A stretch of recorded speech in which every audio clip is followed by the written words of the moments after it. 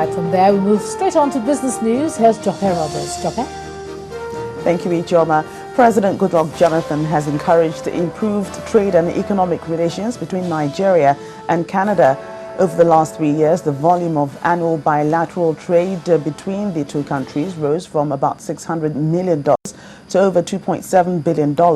This consists of $2.5 billion in Nigeria's exports to Canada and $199 million worth of imports.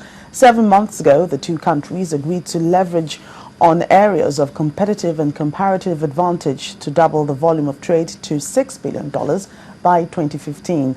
The federal government says it aims to export mostly non-oil products to Canada.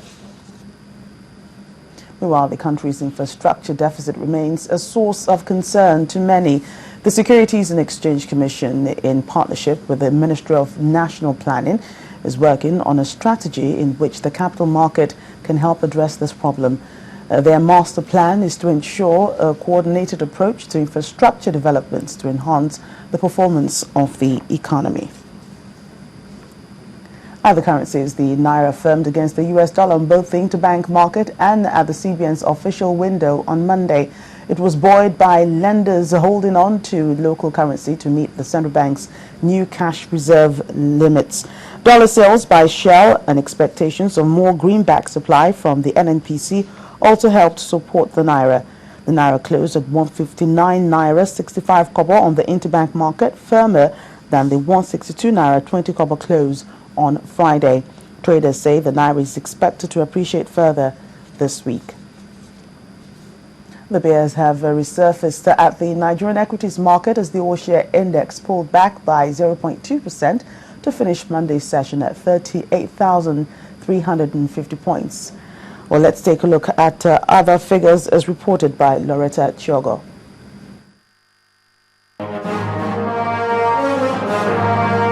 Hello and welcome to the Stock Exchange Report.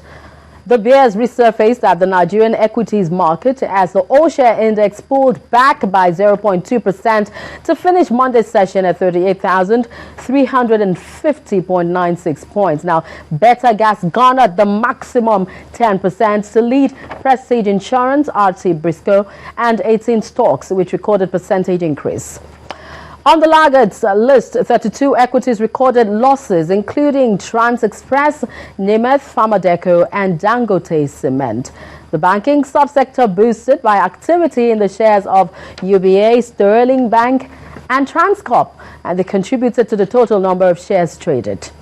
When the closing bell rang, investors had exchanged 375.50 million units in over 5,000 deals for 3.02 billion naira. And that's the stock market report. I'm Loretta Chiogo.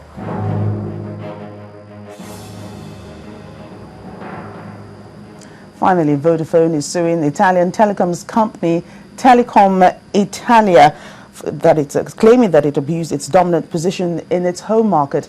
Vodafone's Italian subsidiary is seeking damages of more than €1 billion. Vodafone claims Telecom Italia committed abuses between 2008 and 2013 with the intention of impeding growth in the competition in the Italian fixed-line market. The Telecom Italia has rejected this claim. Italy's competition authorities fined Telecom Italia €104 million back in May for abusing its dominant market position. Well, Telecom Italia, which runs Italy's biggest fixed-line telephone network, has said that it will appeal this fine. That's it on Business News. On the news at 10, Ijeoma returns shortly.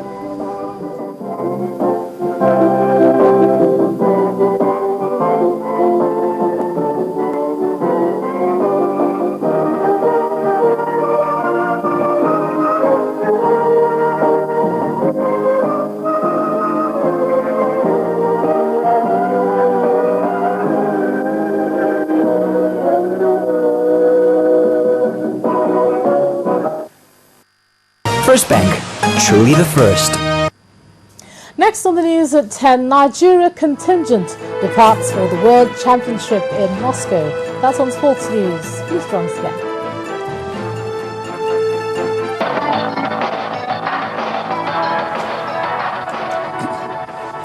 We move on to sports, and Charles Aruka is standing by. Hi, Charles. Right out of the starting blocks, IJ. Welcome to Sports News. Nigeria's contingent to the IAAF World Championships in Moscow has left the shores of the country. The championships, which will take place in the Russian capital from August the 10th to the 18th, is set to be the biggest in the history of the IAAF, with 206 member federations participating. The previous highest number of nations present was 200 at both Seville in 1999 and Berlin 2009.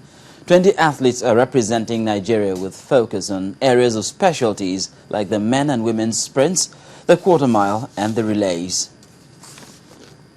Meanwhile, some of the athletes are confident of a good showing despite facing the hurdles of poor training facilities and the inability